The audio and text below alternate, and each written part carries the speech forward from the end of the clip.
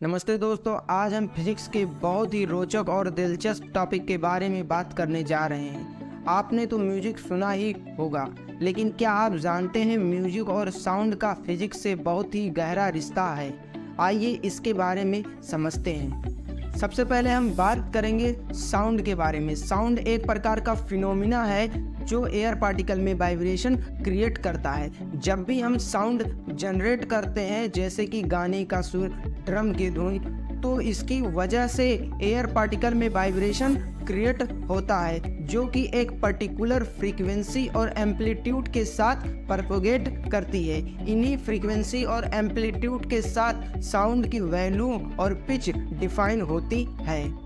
अब हम बात करेंगे म्यूजिक के फिजिक्स के बारे में। जैसा कि आप जानते हैं कि म्यूजिक में बहुत सारे इंस्ट्रूमेंट का यूज किया जाता है, जैसे कि गिटार, पियानो, ड्रम और बहुत सारे इंस्ट्रूमेंट। लेकिन हर इंस्ट्रूमेंट अपने वाइब्रेशन और फ्रीक्वेंसी के साथ एक यूनिक साउंड प्रोड्यूस करता है, और इसके साथ ही साथ एक सिंगर जब कोई गाता है तो उनकी आवाज़ भी एक यूनिक फ्रीक्वेंसी और एम्पलीट्यूड के साथ प्रोड्यूस होती है। म्यूजिक में एक और इम्पॉर्टेंट कंसेप्ट है हारमोनिक्स। हारमोनिक्स यानी कि ओवरटोन उस साउंड के फ्रीक्वेंसीज होते हैं जो फंडामेंटल फ्रीक्वेंसीज के मल्टीपल होते हैं। अगर आप किसी इंस्ट्रूमेंट को बजाते हैं तो उसमें फंडामेंटल फ्रीक्वेंसी के साथ साथ उसमें बहुत सारे हारमोनिक्स भी होते हैं। हार्मोनिक्स की वजह से ही साउंड इतना कॉम्प्लेक्स और रिच होता है।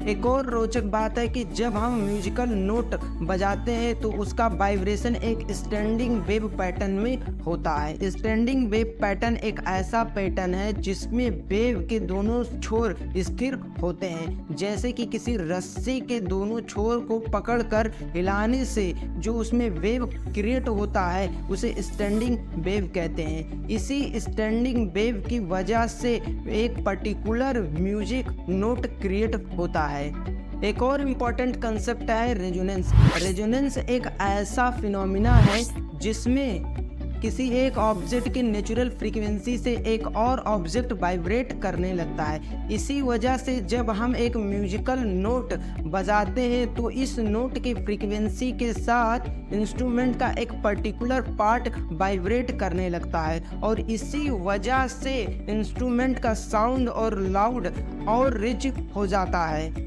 अगर हम हार्मोनिक्स और रेजोनेंस को कंबाइन कर दे तो हम एक और इंटरेस्टिंग कंसेप्ट के बारे में बात कर सकते हैं, सिंपैथेटिक रेजोनेंस।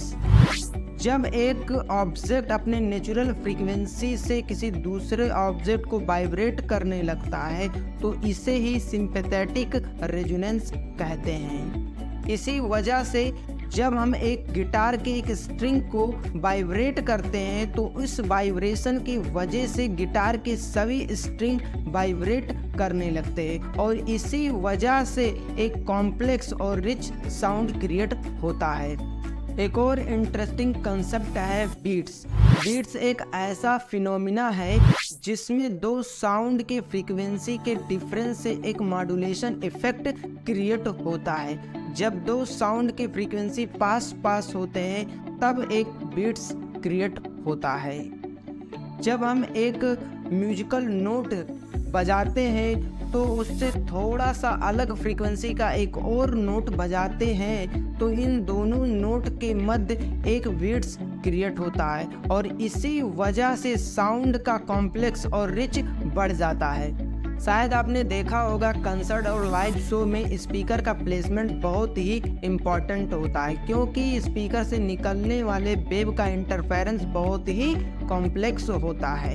यदि स्पीकर का प्लेसमेंट ठीक ढंग से ना किया जाए तो क्या होगा कि उससे निकलने वाले जो साउंड वेव है उनका ऑडियो बहुत ही ज़्यादा खराब हो जाएगा। तो दोस्तों, ये थे कुछ इंटरेस्टिंग कंसेप्ट म्यूज़िक और साउंड के फिजिक्स के बारे में। हम आशा करते हैं कि आपको यह वीडियो इन्फॉर्मेटिव और इंटरेस्टिंग लगी होगी। यदि यह वीडियो आपको पसंद आई है तो वीडियो को लाइक कीजिए, चैनल को सब्सक्राइब कीजिए। मिलते हैं किसी अगले वीडियो में किसी नए टॉपिक के लिए। तब तक के लिए धन्यवाद।